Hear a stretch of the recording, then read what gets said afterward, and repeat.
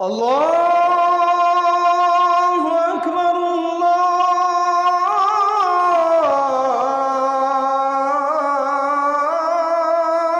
আকবার। পাপীর সবচেয়ে বড় দুর্ভাগ্য, গুনাহ মানুষকে নিজের পরিণতি, নিজের গন্তব্য, নিজের আখিরাত ভুলাইয়া দেয়। ওয়ালা তাকুনু কাল্লাযীনা নাসুল্লাহা ফাআনসাহুম আনফুসাহুম। কোরআনুল কারীম আল্লাহ বলছে, হে ঈমানদার, আল্লাহকে ভুলে যেও না। এত বেশি পরিমাণ একদিন আল্লাহ তোমার নিজের পরিচয়, নিজের আখিরাত তোমার থেকে, কলিজার থেকে ভুলাইয়া দিবে। সেদিন আর তোমার মনেও পড়বে না তোমার আখিরাত আছে, জাহান্নাম আছে, তোমার জন্য আযাব অপেক্ষা করছে। এইটা যদি দিল থেকে সরে যায়, তাহলে ওই মানুষের জীবনে এটা সবচেয়ে বড় দুর্ভাগ্য। এইবার আর সে কুল কিনারা পায় না, এবার আর সে ফিরতে পারে না, এবার আর কেউ তাকে টেনে ধরে না, কারণ আল্লাহ তো তারে অভিশপ্ত করে দিছে। কোরআন শরীফে আছে, আল্লাহ তাআলা বলছে, মনের ইচ্ছা মতো যে ধারাবাহিক চলতে থাকে, আমি তাকে তিনটা শাস্তি দেই। এক, আমি আল্লাহই তাকে একদিন পথভ্রষ্ট করে দেই, আমি আল্লাহ। দুই, তার কানে এবং অন্তরে মোহর মেরে দেই। তিন, আমি আল্লাহ তার চোখে পর্দা ফেলে দেই। এবার বলো, আমি ছাড়া, আমি আল্লাহ ছাড়া তাকে হেদায়েত দিবে কে?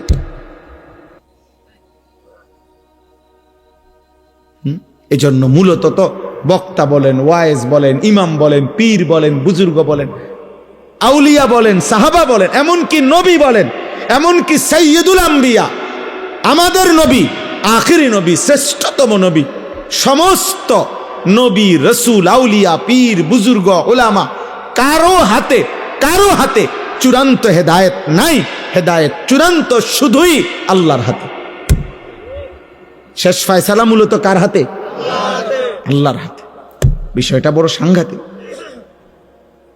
যাররা পরিমাণ, এক সুতা পরিমাণ স্বজন প্রীতি করার কোন সিস্টেমে নাই, কারণ বিষয়টা মাখলুকের হাতে না, কোন সৃষ্টির হাতে। সেই সৃষ্টি যত দামি হোক, ওনার হাতে না।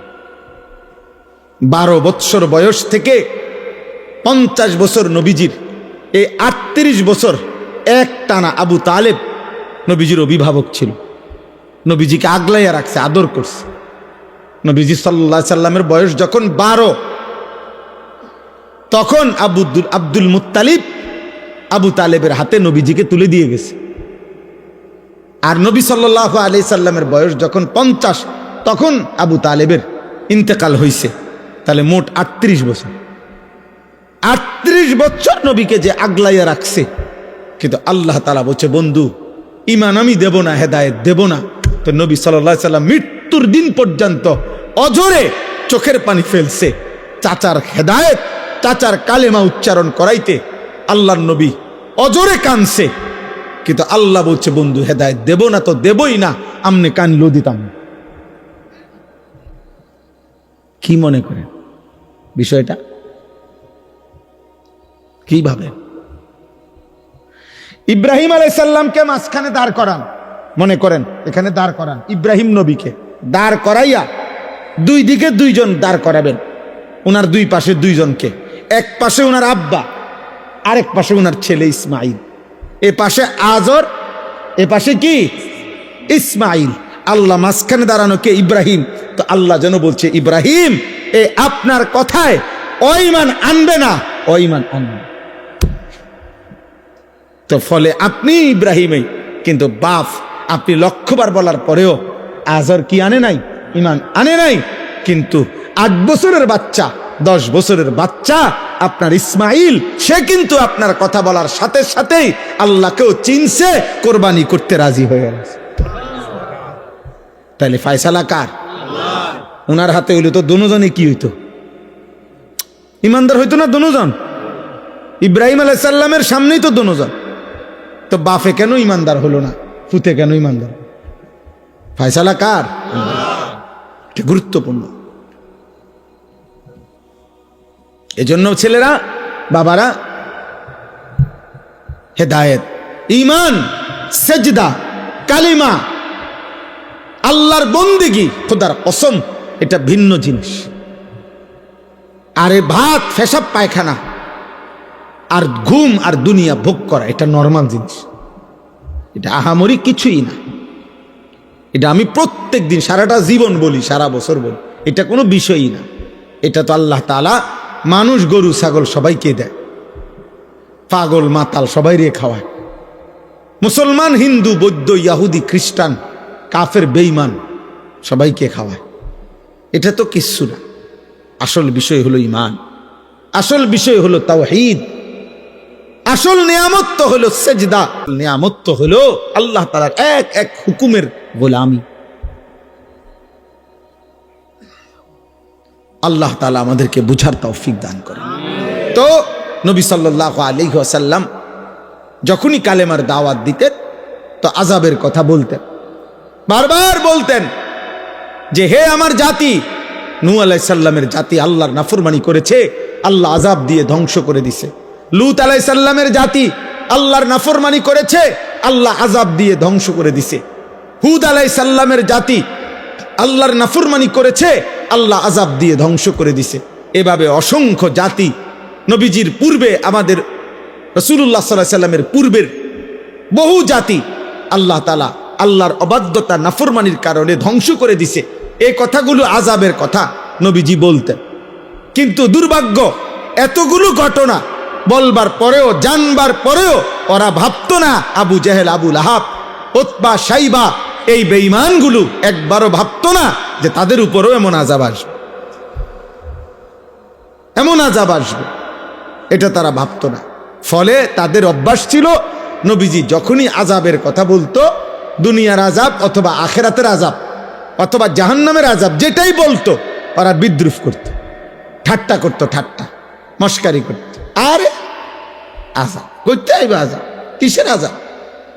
তাফসিরের মধ্যে আছে আবু লাহাব নবীজির চাচা, তার বদ অভ্যাস ছিল, নবীজি যাকেই কালেমার দাওয়াত দিতেন, আল্লাহ নবী সাল্লাল্লাহু আলাইহি সাল্লাম সে পিছন থেকে এই দুই হাত নাড়াইতো, এমনি এমনি কই, সাবধান আইলা শুনিস না, হুজুরের কথা শুনে একটা ধরা খাইবা।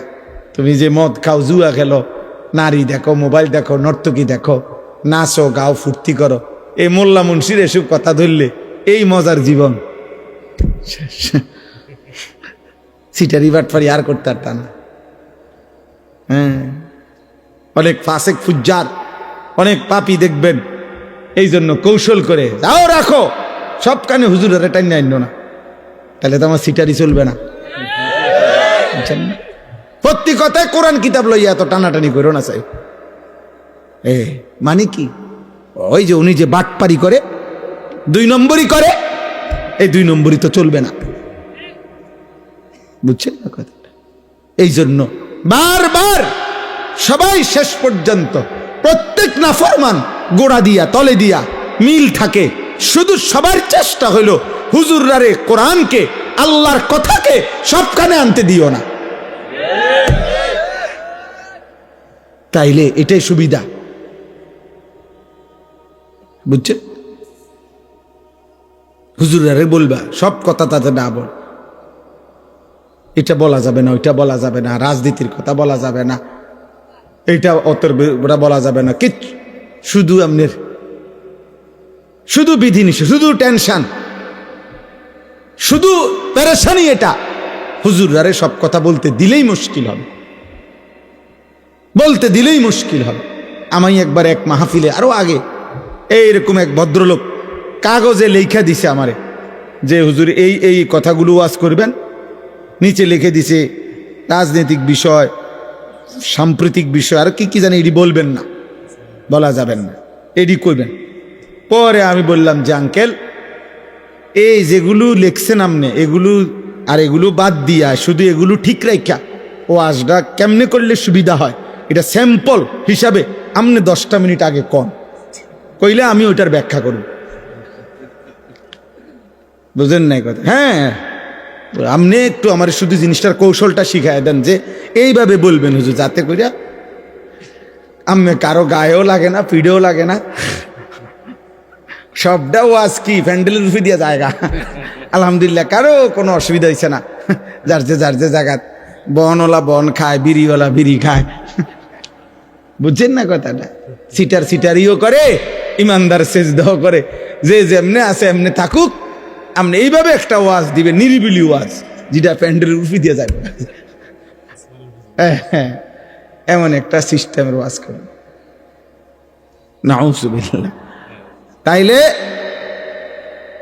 মূলত যখনই আমি আবারও বললাম এই কথাটা, এটা বারবার ছেলেরা তোমরাও মনে রাখো, আব্বা তোমরাও মনে রাখো। আমি প্রায় এ কথাটা বলি, কোনোভাবেই পাপী বুঝতে চান, পাপী বোকা হয়, পাপী জাহেল হয়। পাপ মানুষকে তার গন্তব্য ভুলাইয়া দেয়, মঞ্জিল ভুলাইয়া দেয়। দুনিয়া চলে মিয়া, কিন্তু পাপ করতে করতে মিথ্যা, চুরি, জিনা, নারী, ছবি, নাটক, সিনেমা, সুদ, কিস্তি, বেহায়া, বেপরদেগি, এটা নগদ দুনিয়া চলে ঠিক আছে, কিন্তু তার মঞ্জিল, গন্তব্য আখিরাত তাকে ভুলাইয়া দেয়। ফলে সে বুঝতে পারে না, একটা সময় মনে যেন তার ব্রেনে কাজ করে না।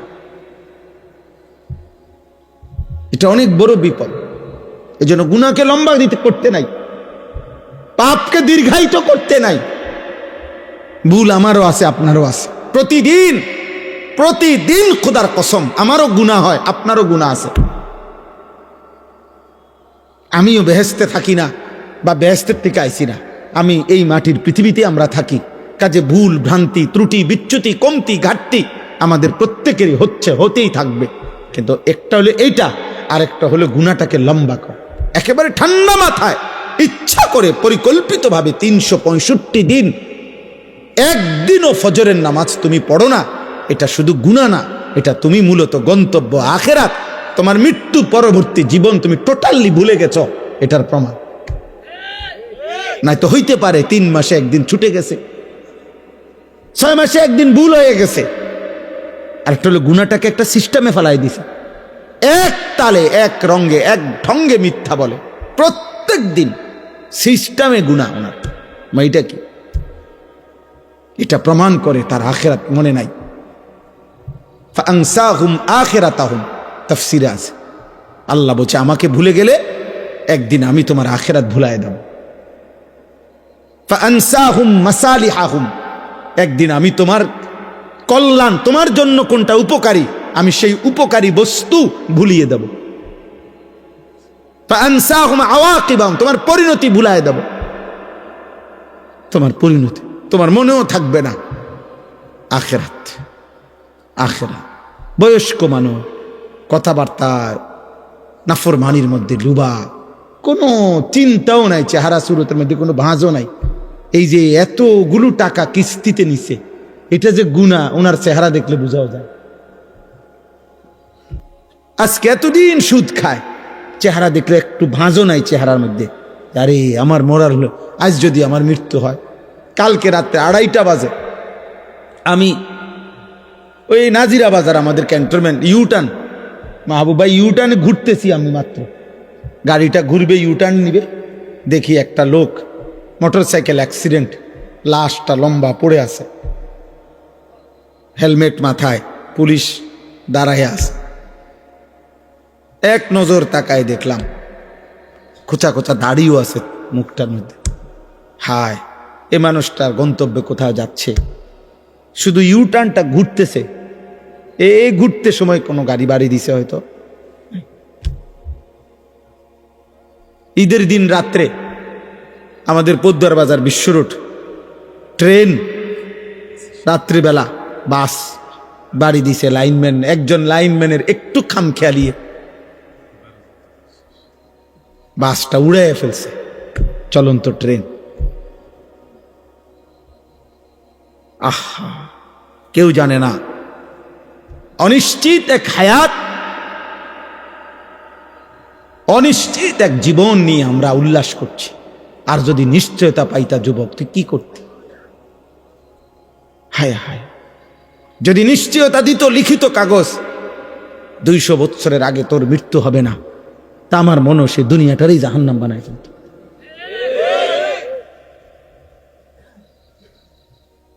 যে জানে যে কোনো সময় মৃত্যু হইতে পারে, এরপরও যার উল্লাস এত, এরপরও যে এত বড় এক ওয়াক্ত নামাজ পড়ে না, দিন নাই রাত নাই, এত নারী ছবি উলঙ্গ দৃশ্য দেখে, এই মানুষরূপী জানোয়ার যদি 900 বছরের হায়াতের নিশ্চয়তা পাইতো, কি করত? বুঝে কি করত?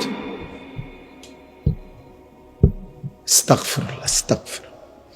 30 দিনের একটি পূর্ণ মাস রমজান আল্লাহ তাআলা আমাদেরকে দিয়েছেন। আল্লাহ তাআলা আমাদেরকে দিলেন। আল্লাহ যেন বললেন, বান্দা আমি নিজের হাতে, আমি রমজানটাকে আমি আল্লাহ নিজ হাতে সাজাইছি। একদিকে রোজা তো আরেক দিকে তারাবি, একদিকে ইফতার তো আরেক দিকে সাহারি, একদিকে এতেকাফ তো আরেক দিকে শবে কদরের বেজর রাত আমি সাজাইছি। প্রথম দশক রহমত, মাঝখানের দশক মাগফিরাত, শেষ দশক জাহান্নাম থেকে নাজাত। প্রত্যেকটা আমলে কমপক্ষে সর্বনিম্ন 70 গুণ বৃদ্ধি। জাহান্নামের দরজা বন্ধ। তোমারে গুনাহ করায় যেই শয়তান, সে শিকলে বন্দী। দরজা শুধু খোলা একটাই, জান্নাত। রাতে কিংবা দিনে, ইফতারে কিংবা সাহারিতে, রোজায় কিংবা তারাবিতে, এতেকাফে কিংবা শবে কদরে, যেখান দিয়ে আমায় আল্লাহরে ডাকো, আল্লাহ যেন বলে দরজা কেবল একটাই খোলা, যেন দিয়ে ডাকো শুধু ঢুকবা কেবল জান্নাতে আর জান্নাতে। কারণ দুয়ার তো খোলাই এক, জান্নাত। জাহান্নামে তো রমজানে ঢুকবা কেবলে, জাহান্নামে তো বন্ধই ধরছে। ঢুকার রাস্তা শুধুই জান্নাত। এত বড় শ্রেষ্ঠতম মাস, এত বড় সাজানো ফজিলতপূর্ণ মাস, যাদের উপর দিয়ে আমরা পার হইল। 30 দিন পূর্ণ, 5টা জুমা এবছর রমজানে আল্লাহ তাআলা আমাদেরকে দান করছেন। 5টা জুম্মা, স্বাভাবিক তো 4টা জুমা হয়, এইবার 5টা জুমা, শেষ দিন জুমা হওয়াতে 5টা হয়েছে। 5টা জুমা দিলেন, পূর্ণ 30 দিন দিলেন। এত ভাবে আল্লাহ তাআলা সাজাইয়া, যার উপর দিয়া এই রমজান পার হইল। রমজানের প্রথম দিন মানুষের মৃত্যু হয়েছিল, বাংলাদেশে মানুষ মরছিল। শেষ দিন, মাঝখানের দিন, তাহলে প্রতিদিন তো কত মানুষের মৃত্যু হয়েছে। এর ভিতর দিয়ে আল্লাহ আমাকে, আপনাকে, কিশোর যুবক তোমাকে, বয়স্ক বাবা আপনাদেরকে আল্লাহ যে হায়াত দিয়ে এই পর্যন্ত 5টা শেষ করলেন, তো যাদের উপর দিয়া একটা পূর্ণ রমজান গেল, এত বড় শ্রেষ্ঠতম মাস গেল, তো রমজান পরবর্তী দেখার বিষয় তো হইল যে আমাদের জীবনের অর্জন কি হল। যারা রমজানের আগে বিড়ি খাইতেন, সিগারেট খাইতেন, কিস্তি নিতেন, নাচ দেখতেন, গান শুনতেন, নাটক দেখতেন, মোবাইল দেখতেন, সিনেমা দেখতেন, টেলিভিশন দেখতেন, আপনার সামান্য কোনো পরিবর্তন হয়েছে কিনা চাচা বলেন? রমজানের আগে যারা 5 ওয়াক্ত নামাজ জামাতে পড়তেন না, রমজান শেষ হয়েছে, এখন বলেন এত বড় শ্রেষ্ঠতম রমজান পাওয়ার পরে এখন আপনার হালাত কি একটু শুনান। সুদখোর আপনি বলেন, ঘুষখোর বলেন, কিস্তিখোর বলেন, মোবাইল যারা নারী ছবি দেখতা অভ্যস্ত ছিল, যুবক ভাই, রমজান তোমাদের উপর দিয়েও গেছে, বলো তোমাদের জীবনের পরিবর্তনের কোনো গল্প থাকলে শোনাও। যদি কিছুই পরিবর্তন না হয়, যেমন ছিলাম তেমনই, তাহলে এই একটা মাস কার উপর দিয়ে গেল? আল্লাহ তাআলার এত বড় মাসকে এভাবে বৃদ্ধাঙ্গুলি দেখাইলেন, এভাবে প্রত্যাখ্যান করিলেন। আস্তাগফিরুল্লাহ, আস্তাগফিরুল্লাহ। এভাবে ঠিক যেদিন শুক্রবার সন্ধ্যা হইল, সূর্য ডুবল, 30 রমজান শেষ হইল, সেদিনের পর থেকে আজকের সোমবার এশা পর্যন্ত যাদের 5 ওয়াক্ত নামাজ জুটল না, তাহলে রমজান আপনার উপরে কি আসর, কি প্রভাব ফেলল? আগের মতোই যারা বিড়ি সিগারেট খান, তে রমজানটা আপনার উপরে কি প্রভাব ফেলল?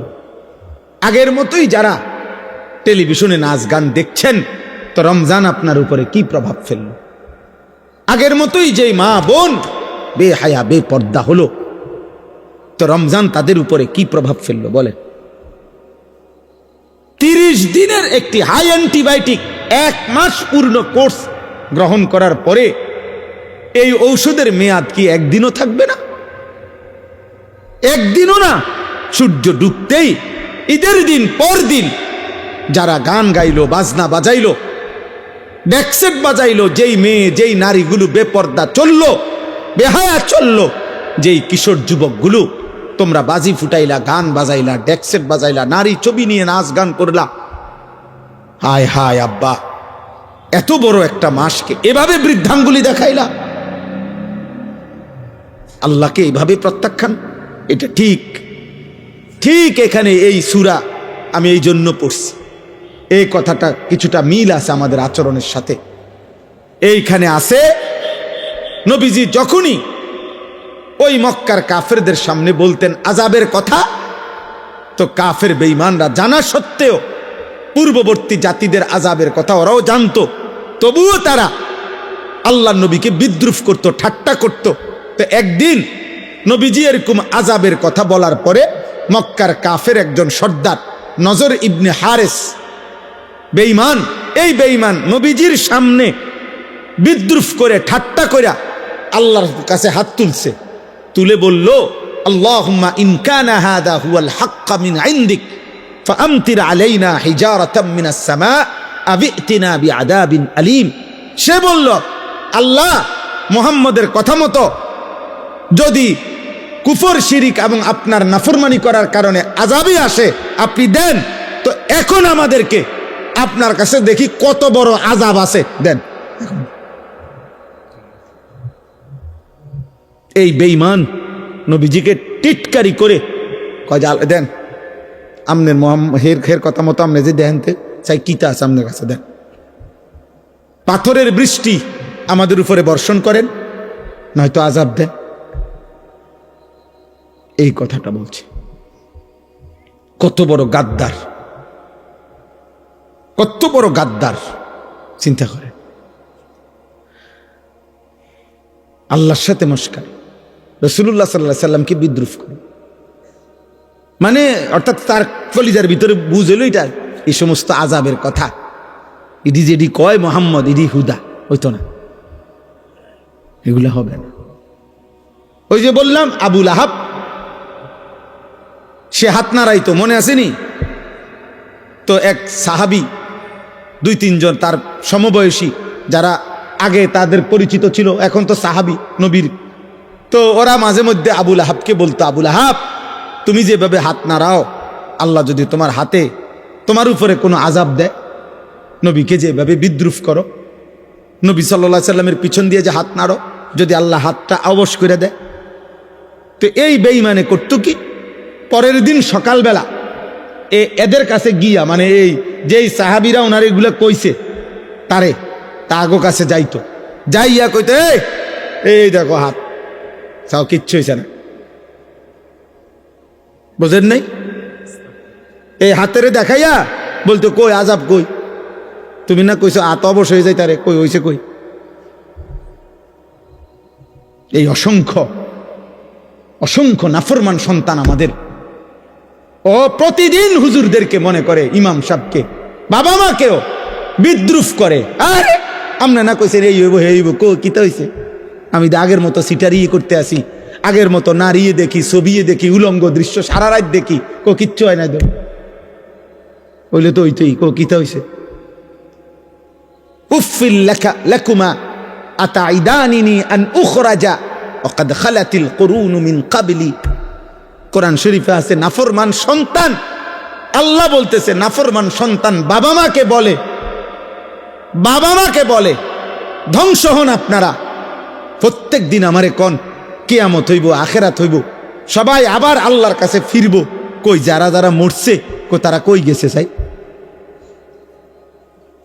এইভাবে। এজন্য দোস্ত, তোমার কর্ম দিয়ে তুমি নাফরমান নিজ কর্ম দিয়ে আল্লাহকে যেন বিদ্রুপ করে, যে আপনি রমজান দিছেন, রহমত, মাগফিরাত, নাজাত সব আমনেরটি আমনের কাছে রাখেন, ধরেন আমনেরটি আমনে নেন। আমি আগের মতোই নারী, ছবি, নাটক, সিনেমা, সুদ, কিস্তি, বেহায়া, বেপর্দা, আমারগুলো আমি আগের মতো চালাইলাম, দেখি আপনি কি করতেন পারেন, করেন, যা। বুঝেন নাই কথা? আহা, এজন্য যুবক, একটা রমজান পাওয়ার পরে কোনো পরিবর্তন হবে না। বয়স্ক বাবা, কোনো আচরণ বদলাবেন না, কোনো পরিবর্তন হবে না। আমি একদিন, আজ থেকে 3-4 বছর আগের কথা বলতেছি আর কি, একদিন আমি একবার রমজানে ঈদের পর দিন আমার এক জোড়া জুতা খুব দরকার ছিল। তা আমি রমজানে স্বাভাবিকভাবে কেনাকাটা করি না, বিবি বাচ্চা কারো জন্য। এই গতকালকে আমি আমার বাবা দাদার স্মরণে, প্রত্যেক বছর আমরা ঈদের পর দিন আমি বাড়িতে আমরা দোয়ার আয়োজন করি ঈদের পর দিন। তো গতকালকে আমি আমাদের গ্রামে, গতকাল কি ঈদের পর দিন ছিল? জি। তো এই গ্রামে গেছি, যাওয়ার সময় গতকালকে ক্যান্টনমেন্ট থেকে আমার ছোট মেয়েটার জন্য 2টা হিজাব কিনছি। বলে আগে ছিল না? আগেও ছিল, বাকি নতুন করে কিনছি, কিন্তু এটা ঈদের পর দিন। ইচ্ছা করে এই রমজানে না আমার বিবি কিছু কিনতে গেছে, আমিও কিছু কিনতে যাইনি। রমজান তো আমার লুঙ্গি জুতার জন্য আসে নাই, রমজান তো নতুন জামার জন্য আসে নাই, রমজান তো গুনাহ মাফের জন্য আসছিল। রমজান তো আমারে জাহান্নাম থেকে বাঁচাইতে আসছিল, রমজান তো আমারে জান্নাতের মেহমান বানাইতে আসছিল। যে জান্নাতেই যাবে তার আর দুনিয়ার এক জোড়া জুতা দিয়া কি দরকার? যার দরকার জান্নাত, জুতা দিয়ে হাতে গিরব। তো এরকম 3-4 বছর পরে একদিন আমি ঈদের পর দিন কুমিল্লা কান্দির পার আমার এক জোড়া জুতার জন্য ভাবছি যে যদি কোনো দোকান খোলা পাই তা এক জোড়া জুতা কিনব। তো গিয়া একটা দোকানে খোলা দেখছি, পাইছি, তো গিয়া জুতার কিনতে গেছি। তো দোকানদাররে বললাম, ভাই আজকে ঈদের পর দিন দোকান খুলছেন কিনতেন? তো হয়ে লোকটা আমার একটা সুন্দর কথা বলছে, হুজুর আমি কাস্টমারের জন্য বা মাল বিক্রির জন্য, জুতা বেচনের জন্য দোকান খুলি নাই। গত 15-20 দিন ধরে রাত দিন শুধু বেচা কিনা করছি, কোনোভাবে হিসাব মিলাইতে পারছি না, শুধু বেচছি, মাল আনছে গেছে ঢুকছে ডুডাউন। ঈদের বেশি ঝামেলা ছিল। তো আজকে হুজুর অবসর, ঈদের পর দিন ভাবছি কাস্টমার আইতো না, এই জন্য বইয়া বইয়া হিসাব মিলাইতে আসি, মাল স্টকে আছে কদ্দুর, বেচলাম কদ্দুর, টাকা পয়সার মানে এগুলো মিলাইতে আসি বইয়া। তাহলে এক জুতার দোকানদার, এক দোকানদার কাপড়ের, মুদি দোকানদার, কাপড়ের দোকানদার, এক বুট মুড়ির দোকানদারও হয়তো আমার বন্ধু রমজান শেষ হয়েছে হয়তো মিলাইছে তার বিক্রি বেচা কিনা, তার আয় ব্যয়, লাভ লোকসান কদ্দুর হইল, এটা হিসাব মিলাইছে। এক মোমেন হিসাবে আমাদেরও তো উচিত যে আমাদের একটা রমজান তো গেল, আমার আমল আখলাক, আমার চরিত্র, আমার আখেরাতের ফিকির, আমার জান্নাতের আশা, জাহান্নামের ভয় কদ্দুর হইল আর কদ্দুর হইল না, এতটুকু কি হিসাব মিলানো উচিত না? তো মিলান, তো হিসাব মিলান। বলে গত 2 দিনও যাদের 5 ওয়াক্ত নামাজ জুটলো না, তো 30 দিনের ঔষধ অ্যান্টিবায়োটিক একদিনও কাজে লাগলো না, 2 দিনও কাজে লাগলো না। আফসুস, আফসুস, আফসুস। বেটা ভাত খাও, ঘুম যাও, পেশাব করো, পায়খানা করো, মোবাইল দেখো, নারী দেখো, ছবি দেখো, উলঙ্গ দৃশ্য দেখো, নর্তকী দেখো, সুদ খাও, কিস্তি নাও, জুয়া খেলো, স্ত্রীকে বেপর্দা ছেড়ে রাখো, মেয়েকে বেপর্দা, সমাজের দুষ্ট চরিত্রহীন লম্পট যুবকদের উপভোগের সামগ্রী হিসাবে রাস্তায় ছেড়ে দাও। বাকি মুসলমান বাপ কিংবা জি, মা কিংবা ফুত, সব মনে রাখো আল্লাহর আখেরাত, কিয়ামত, হাসরের মাঠ হবে। সেদিন তুমি বাপেরও আল্লাহ বুঝাবে, ফুতেরও বুঝাবে, স্বামী তোমারও আল্লাহ বুঝাবে, স্ত্রীরও বুঝাবে, সেদিন মাকেও বুঝাবে, মেয়েকেও বুঝাবে। সবাই মিল্লা তামসা, ঠিক আছে করেন, আল্লাহ আমাদেরকে বুঝ দান করেন। তো আল্লাহ তাআলা বলেন এই শেষ এবার শুধু তর্জমা বলি, আমার কথা শেষ। এই আয়াতগুলোর অর্থ শুনে নেবার, তাইলেই শেষ কথা। সাআলা সাইলুম বিআযাবিন ওয়াকি', আল্লাহ তাআলা বলেন, বন্ধু আপনার সামনে এক নাফরমান বেঈমান নিজের থেকে আমি আল্লাহর আযাব চাচ্ছে। ওই যে চাইলো না, বিআযাবিন ওয়াকি', নিশ্চিত আযাব। ও মনে করছে ঠাট্টা, অথচ আসলে নিশ্চিত আযাব, সেটা সে চাচ্ছে। তারে বলে দেন, লিল কাফিরিনা, এই আযাব নিশ্চিত হবে সমস্ত বেঈমান কাফের নাফরমানদের জন্য। লাইসা লাহু দাফি', ওই আযাব প্রতিহত করবে, ঠেকাবে এমন শক্তি গোটা কায়নাতের কারো নাই। কেন নাই? মিনাল্লাহি জিল মাআরিজ, সাত আসমানের ঊর্ধ্বে সর্বোচ্চ সিঁড়ি, আসমানের ঊর্ধ্বের শেষ প্রান্ত, জমিনের নিচ পর্যন্ত সর্বোচ্চ সম্মান মর্যাদা, সর্বোচ্চ শিখর পর্যন্ত যার ক্ষমতা, সেই সর্বশ্রেষ্ঠ ক্ষমতা মর্যাদার অধিকারী মহান আল্লাহর পক্ষ থেকে এই আযাব আসবে। এমন সৃষ্টিকর্তা, এমন ক্ষমতাধর মালিকের আযাব ঠেকাবে এমন শক্তি কোনো মাখলুকের নাই। আছে?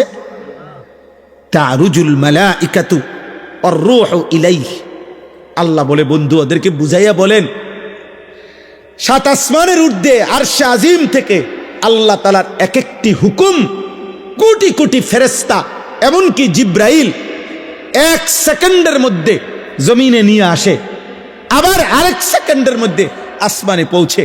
এইভাবে প্রতি সেকেন্ড, প্রতি মুহূর্তে আল্লাহর হুকুম, যেই কোটি কোটি ফেরেশতা, এমনকি জিব্রাইল আল্লাহর আদেশ ওয়াহি জমিন থেকে আসমানে ঊর্ধ্বে তুলতে থাকে, এক এক সেকেন্ডে, এক এক পলকে। এত বড় বাহিনী, এত বড় ক্ষমতা যেই আল্লাহর, উনার পক্ষ থেকে আযাব আসতে কতক্ষণ লাগবে? তুমি এটা কি মনে করছো? শুনানি শুনে লাগবো 3 বছর, এরপরে দিয়া নিম্ন আদালত, উচ্চ আদালত, এরপরে রায়, এরপরে আবার আপিল, এইগুলা? হ্যাঁ, আল্লাহর আযাব আসতে আসতে 6 বছর লাগবে নাকি? এবার আল্লাহ তাআলা বলেন, তাহলে এখন আযাব দিচ্ছি না কেন? সম্ভব নি? আরে বলেন না, সম্ভব? আল্লাহর আযাব দেওয়া, আল্লাহ এই সেকেন্ডে গোটা কায়নাত ধ্বংস করা সম্ভব? আল্লাহর আযাব আসা, আল্লাহ আযাব পাঠানো সম্ভব? তো আল্লাহ বলেন, কেন দিচ্ছি না এখন? তোমরা চাচ্ছ, এরপর আমি দিচ্ছি না কেন? ফি ইয়াউমিন কানা মিকদারুহু 50 আলফ সানা, কারণ আমি আযাবের জন্য একটি নির্দিষ্ট দিন ঠিক করে রাখছি। সেই দিনটার দৈর্ঘ্য, সেই দিনটার লম্বা হবে 50,000 বছর। সেই দিনের নাম হাসরের দিন, আখিরাতের দিন। আমি সেদিন আযাব দেব চূড়ান্ত। এই কারণে নগদ দুনিয়ায় নগদ আযাব দিচ্ছি না। এটা আমার ফায়সালা দেখে দিচ্ছি না, তোমার ডরে, তোমার ভয়ে আমি দিচ্ছি না, বিষয়টা এমন না। তোমরা কি মনে করো ছেলেরা, যে তোমরা যারা চুল রাখো বেঈমানের মতো, তোমাদের যাদেরকে দেখলে ভয় পায়, তোমাদেরকে দেখলেও অসংখ্য ছেলেকে মুসলমানের ভদ্র মানুষ বলে, বুঝে যে এই দেখলেই বোঝা যায় এই যে কোনো মুহূর্তে মানুষের ক্ষতি করবে। এজন্য মনে রাখবা, আমি সবসময় বলি, পাপী তোমারে কেউ ভাবে না। কোন মদখোর, নেশাখোর, গাঁজাখোর, নারী, ছবি, উলঙ্গপনা, বেহায়াপনা, অসভ্যতাকে করে, ওরে নিয়ে বেটা এই সমাজের কেউ ভাবে না, তোকে নিয়ে কেউ ভাবে না, বরং তোকে নিয়ে মানুষ আতঙ্কিত। এক রাস্তার কুকুরকে যেমন মানুষ পাশ কাইটা যাইতে চায়, এরকম মাতাল চরিত্রহীন যুবককে দেখেও যেই কোনো বিবেকবান মানুষ পাশ কাইটা পলাইতে চায়, যে এ আর ও একই রকম ক্ষতিকর। এটা পশুরূপী জানোয়ার, এটা মানুষরূপী জানোয়ার, দুইটাই এই সমাজের জন্য ক্ষতিকর। নেশাখোর, গাঁজাখোর, ফুট্টাখোর, বাবাখোর, এটাও এই সমাজের জন্য ক্ষতিকর। আর ওই কুকুর যেটা মানুষের কামড়ায়, এটাও ক্ষতিকর। বরং প্রকারান্তরে এটার চাইতে এটা আরো বেশি ক্ষতিকর। প্রতিটা আরো বেশি ক্ষতি করে। বুঝেন নাই? আমি কালকে একজনকে বলছি, এক মানুষের বুঝাইতে গিয়ে একটা কথা বলছি যে ভাই, এক মানুষের রক্ত দরকার, মনে করেন একই মুহূর্তে ঈমানও দরকার। কোনটা বেশি দরকার? রক্তের অভাবে মৃত্যু হবে, ঈমানের অভাবে জাহান্নাম হবে। রক্ত না পেলে কি হবে? মৃত্যু হবে, কিন্তু ঈমান না পেলে জাহান্নাম হবে। কোনটা বেশি দরকার? ঈমান বেশি দরকার। ঈমান বেশি দরকার যুবক, আখিরাত বেশি দরকার। আল্লাহ তাআলা বলেন আযাব আসবে বন্ধু, বলে দেন নিশ্চিত কেউ ঠেকাইতে পারবে না। সেই দিন চূড়ান্ত, যে দিনের দৈর্ঘ্য হাসরের দিনের একদিন 50,000 বছর। খামখেয়ালি মনে হয় 50,000 বছর। আহা, 50,000 বছর! এ কথা কল্পনা করলো তো মাথা ঘুরার কথা। এ কি একদিন দুই দিন? এই 50,000 বছরের লম্বা শুধু আখেরাত, জাহান্নাম তো এর পরে বেটা। জেলখানার মধ্যে দুই ধরনের আসামি থাকে।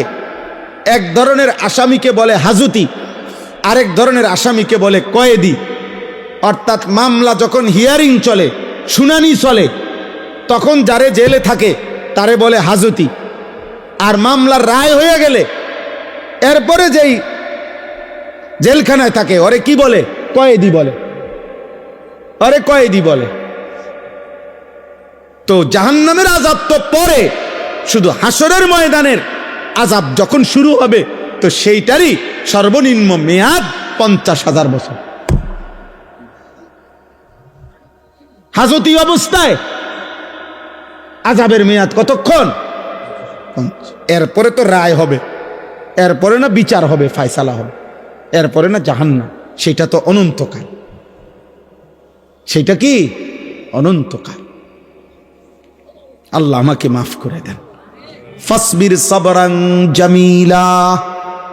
আল্লাহ বলেন অতএব বন্ধু, যে যা বিদ্রুপ করুক, ঠাট্টা করুক, আপনি সবর করেন, আপনি ধৈর্য ধারণ করেন, আপনি বলতে থাকেন, শুনতে থাকেন, আপনি গোলামি করতে থাকেন, আমি আল্লাহর দিকে ডাকতে থাকেন, আমার ইবাদত করতে থাকেন, আমার বান্দাদেরকে বলতে থাকেন ইন্নাহুম ইয়ারাউনাহু বাঈদা ওয়া নারাহু করিবা।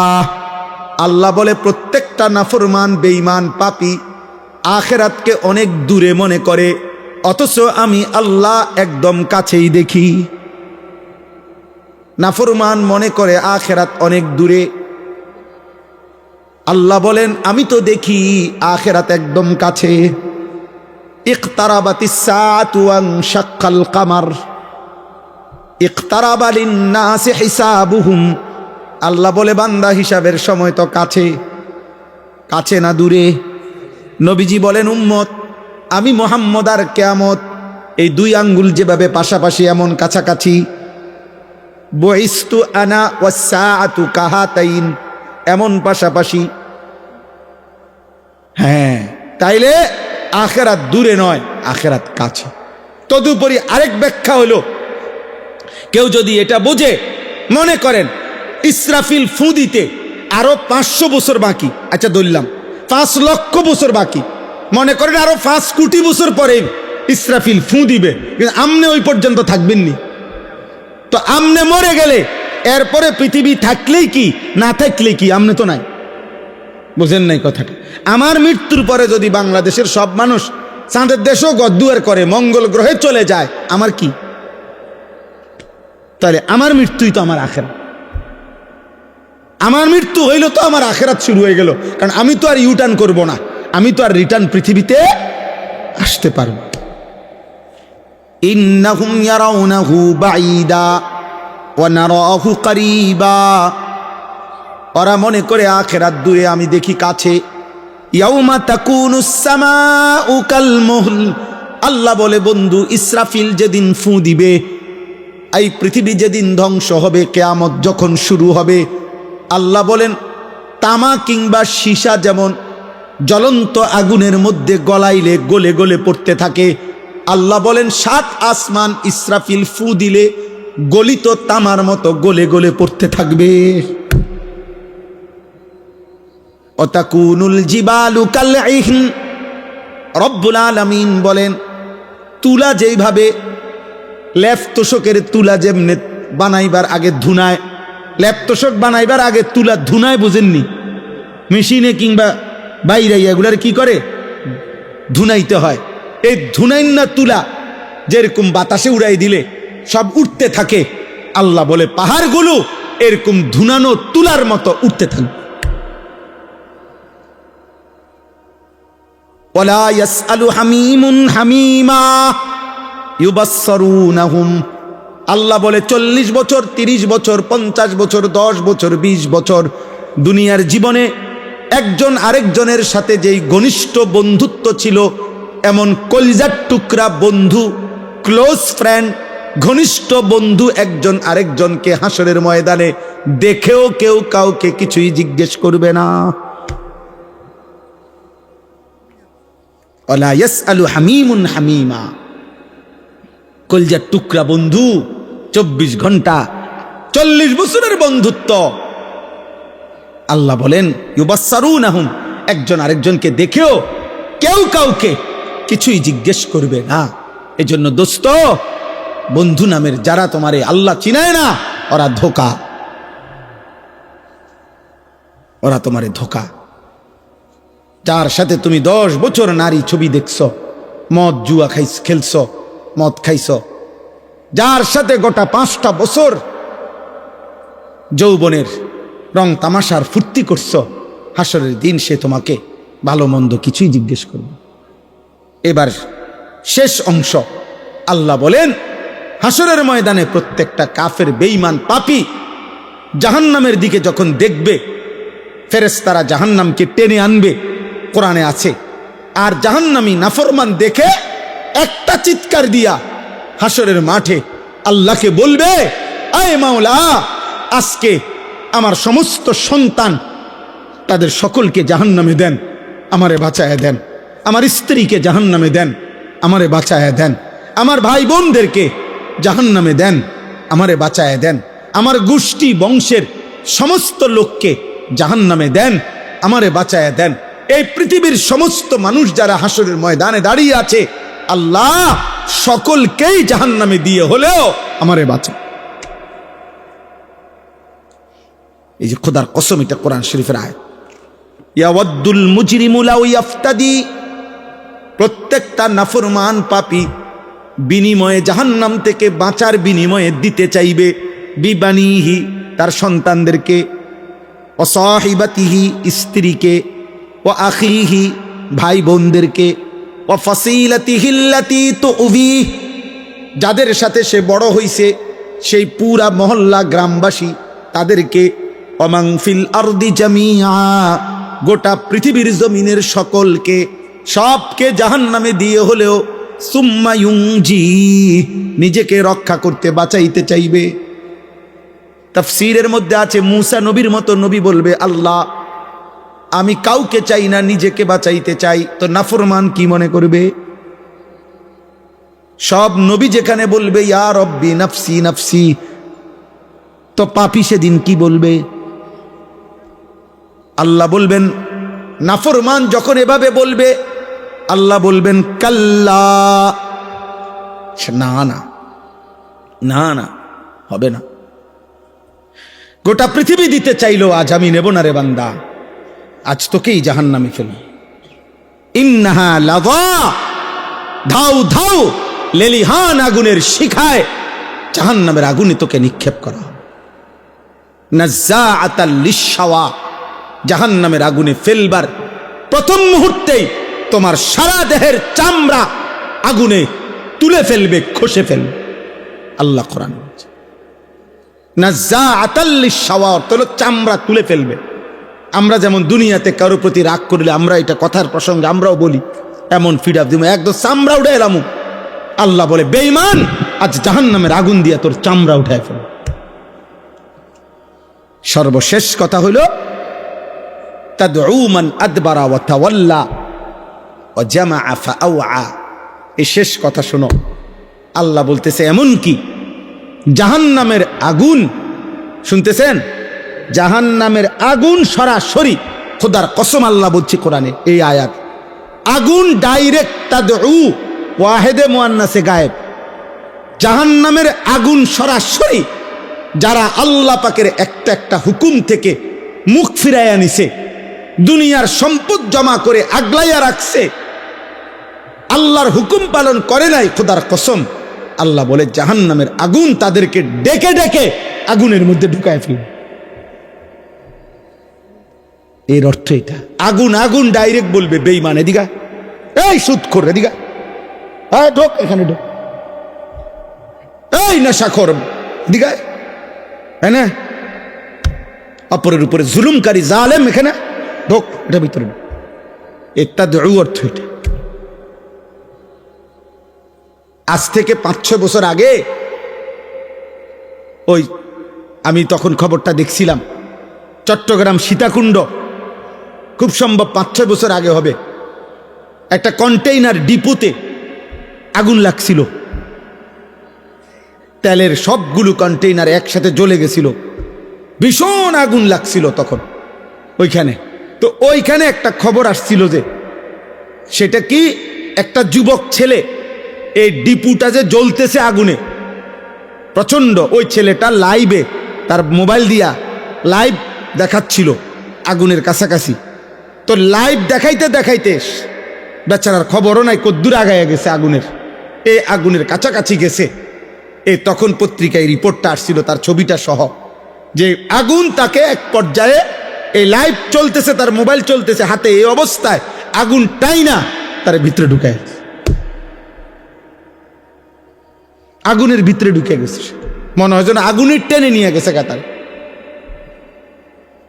তাহলে দুনিয়ার আগুন যদি এরকম টেনে নিয়ে যায়, তো এই আগুন থেকে 69 গুণ বেশি জাহান্নামের আগুন উত্তাপ। 3000 বছর আল্লাহ পাক নবীজি বলছেন আগুনকে শুধু গরম করছে জাহান্নামের। সেই আগুন টান দিলে নাফরমান কেমনে দাঁড়ায় থাকবে? আল্লাহ আমাকে মাফ করে দেয়। চলো ভাই, আবার শুরুর কথা, শেষবারের মতো বলি, কথা এটাই, ফায়সালা মূলত কার হাতে? আমরা বলি আর কি, চেষ্টা করি, আমরা দিন রাত চেষ্টা করি, এই জীবনটা শুধু বলতেই থাকি। ঈদের দিনও আমি বয়ান করছি এবার, হ্যাঁ আজকেও আমি এই মাগরিবের পর থেকে এই মাহফিল আমার 3 নাম্বার মাহফিল, এমনি এই 3য় বয়ান শেষ করলাম আলহামদুলিল্লাহ। অর্থ হলো এটা, এই জিন্দিগিটা এটাই বলতে। এতেকাফ করছি মসজিদে আমার শায়েখ আল্লামা মুফতি মুশতাকুন নবী কাসেমি হুজুরের সাথে এতেকাফ করছি। কয়জন জানেন? 1100 একসাথে, 1100 মানুষ একসাথে এতেকাফ করছে এক মসজিদে। 1100 মসজিদে না, জি জি জি একই মসজিদে। কি পরিমাণ ঝামেলা গেছে মনে করেন সুধন্যপুরে, এতগুলো মানুষের পেরেশানি কি পরিমাণ গেছে। আলহামদুলিল্লাহ, আল্লাহ করাইছে। এই জন্য বাপ বলার অর্থ হলো আমরা বলতে থাকি, এই বলতে বলতেই একদিন কবরেই চলে যাব ইনশাআল্লাহ, আমিও আপনিও, হ্যাঁ ইমানদারও নাফরমানও সবাই কি কবর। ফেরাউনও কবরে গেছে, মুসাও কবরে গেছে আলাইহিস সালাম, নমরুদও কবরে গেছে, ইব্রাহিম আলাইহিস সালামও কবরে গেছে। আল্লাহ আমাদের সবাইকে ভালো রাখেন। কিশোর ভাই, যুবক ভাই, অনেক কষ্ট করছে আব্বা, নিজের উপরে দয়া কর। আবারও বলছি, কেউ মনে রাখবে না, তুমি নষ্ট হইলে, চরিত্রহীন হইলে, তোমার জন্য খবর নেওয়ার কারো হাতে সময় নেই, সময় নাই। দুনিয়াকে সুখের জায়গা মনে করতে নাই।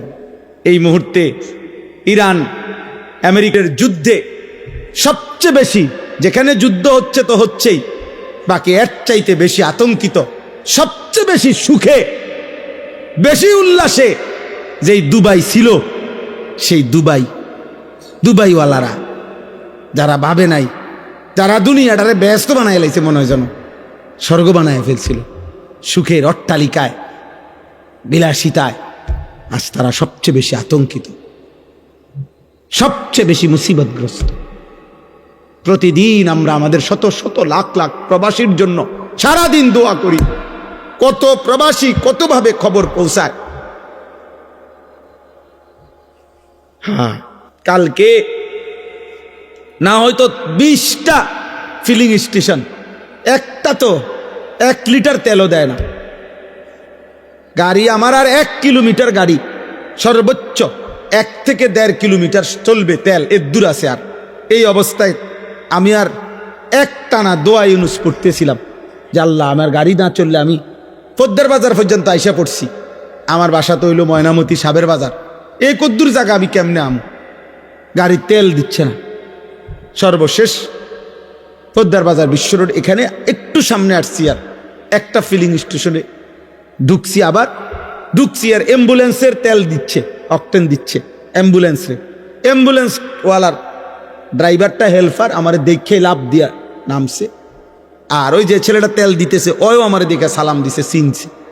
আমি যাক আল্লাহ আপনার দোয়া ইউনুসের বরকত। পরে সে পুরা গাড়ি লোড করে দিছে, তেল পুরাই দিছে আর কি, একবার 6,500 টাকার তেল ঢুকাই দিছে। আলহামদুলিল্লাহ, আল্লাহ তাকে উত্তম বিনিময় দান করেন। তাইলে বললাম, আমার বাপ, দুনিয়া যদি আল্লাহ তাআলা দয়া না করে, তোমার আমার মাতলামি একদিনও থাকবে না। মোবাইলে চার্জ দাও আর উলঙ্গ ছবি দেখো, এই বিদ্যুৎ তোমার আব্বা দেয় নাই, এই বিদ্যুৎ তোমার বাপের না। তোমার পকেটের টাকা আর তোমার প্রবাসী বাবার উপার্জন, এটা তোমার বাপ না, সে নিজের যোগ্যতায় আল্লাহর দয়ায় উপার্জন করে। উপার্জন যদি বন্ধ হয়ে যায় তো লক্ষ লক্ষ প্রবাসী একদিনে ফকির হয়ে যাবে, একদিন। এত খামখেয়ালি মনে করেন। এই জন্য দয়া করে সবার কাছে অনুরোধ, গুনাহ ছেড়ে দেওয়া উচিত। কোন এক দেশে যুদ্ধ হচ্ছে এটা না, একটি যুদ্ধের প্রভাব সারা পৃথিবীর উপরে কি পড়ে না? নালে যুদ্ধ হইতেছে ইরানে, ইসরায়েলে, আমেরিকা, আমরা দেশে তেল দেন না। আল্লাহ তাআলা আমাদেরকে মাফ করে দেন, আল্লাহ তাআলা মজলুমকে রেহাই দেন, জালেমকে ধ্বংস করে দেন। আজকের এই মাহফিল আল্লাহ কবুল করে নেন। আমার ভাই, এই যে বন্ধু ভাই মাহবুব ভাই, আমার মাদ্রাসা যেখানে সাবের বাজার, ওইখানে ওনার বাড়ি, এই মাহফিলটা নেওয়ার জন্য অনেক অনুরোধ করছে, আমার কাছে মনে 10 বার আসছে। এই ডিএটিটা ওনারে দিতেই হইব। আলহামদুলিল্লাহ, আল্লাহর দয়ায় আশা হইছে, আপনাদের কাছে কিছু কথা বলাও হইল।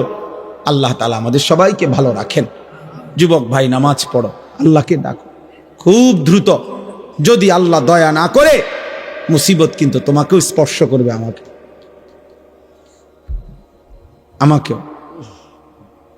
ওয়াত্তাকু ফিতনাতাল লা তুসিবান্নাল্লাযীনা যালামু মিনকুম খাসসা।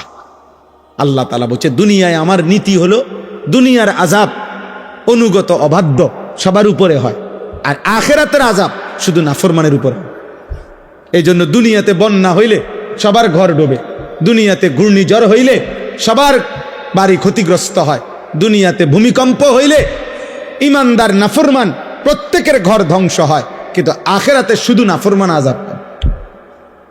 আল্লাহ আমাদের সবাইকে তৌফিক দান করেন, ঈমান আমলের জীবন দান করেন। আলহামদুলিল্লাহি রাব্বিল আলামিন। আল্লাহুম্মা আনতাস সালাম ওয়া মিনকাস সালাম, তাবারাকতা ইয়া দাল জালালি ওয়াল ইকরাম। ইয়া রাব্বি লাকাল হামদু কামা ইয়ানবাগি লিজালালি ওয়াজহিক ওয়া আযীমি সুলতানিক।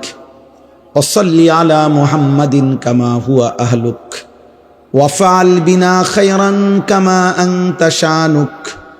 ইয়া আরহামার রাহিমিন, ইয়া আরহামার রাহিমিন, ইয়া আরহামার রাহিমিন, ربنا ظلمنا أنفسنا وإن لم تغفر لنا وترحمنا لنكونن من الخاسرين ربنا آتنا في الدنيا حسنة وفي الآخرة حسنة وقنا عذاب النار رب ارحمهما كما ربياني صغيرا ربنا هب لنا من أزواجنا وذرياتنا قرة أعين وجعلنا للمتقين إماما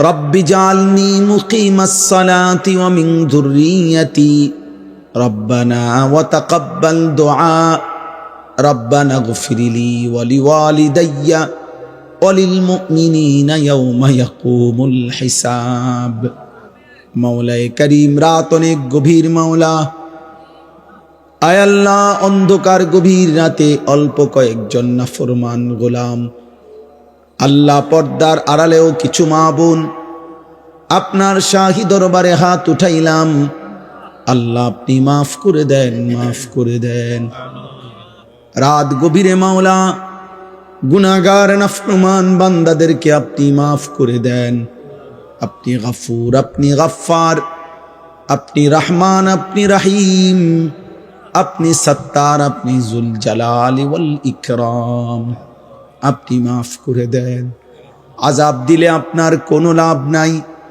মাফ করে দিলে আপনার কোনো ক্ষতি নাই মাফ করে দিলে আপনার ভান্ডারে কমবে না মাফ না পেলে আমাদের উপায় থাকবে না দেন মাওলা মাফ করে দেন সমস্ত কবরবাসীদেরকে মাফ করে দেন কিয়ামত পর্যন্ত কবরের আযাব মাফ করে দেন কবরগুলোকে জান্নাতের টুকরা বানিয়ে দেন আল্লাহ আল্লাহ আল্লাহ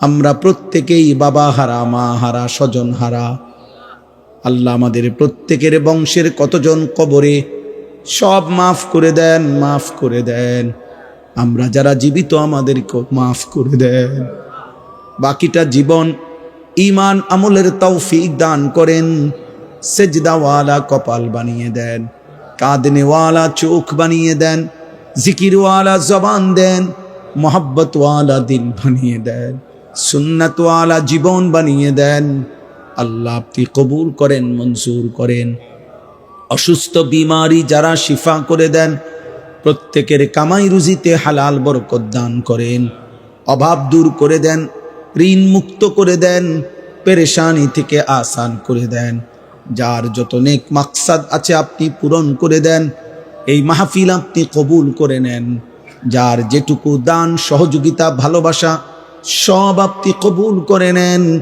আল্লাহ কিশোর যুবক ছেলেগুলোকে নামাজি বানিয়ে দেন চরিত্রবান বানিয়ে দেন আল্লাহ গুনাহ যেন আমাদের আযাব টেনে না আনে মাওলা